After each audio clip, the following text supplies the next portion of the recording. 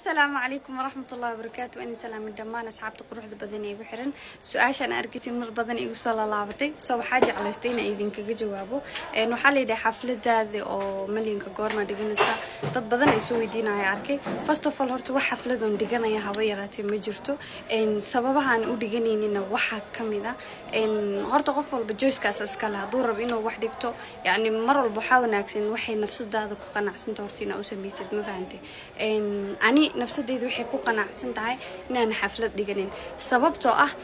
hadda meel badan hadda markii la fiiriyo dada baahi u dhimanayo dada on iyo rob la'aan dishay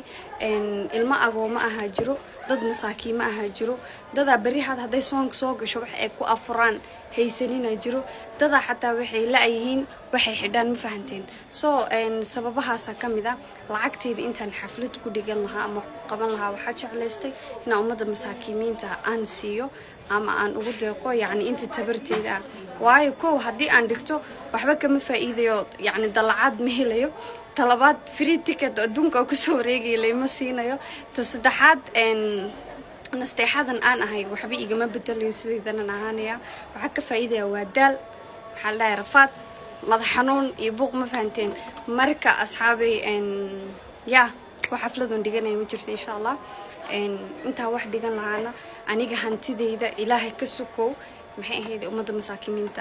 ah ugu deeqaya insha Allah haduu ilaahay raado because waxa dareema marka xaq agtooda joogo wallahi ina been idin sheegaynin nafis iyo xasilaad deganaansho naxariis you know markuu ilaahay wax ku siiyo dadka ka hooseeya marka fiirisid markino yani ilaahay kugu imtixaama waxaan ahaysatid dadkan oo wax la'aanta ilaahay wax ma u weynin ma fahantay laakiin adiga lagu tijaabinaya ma laha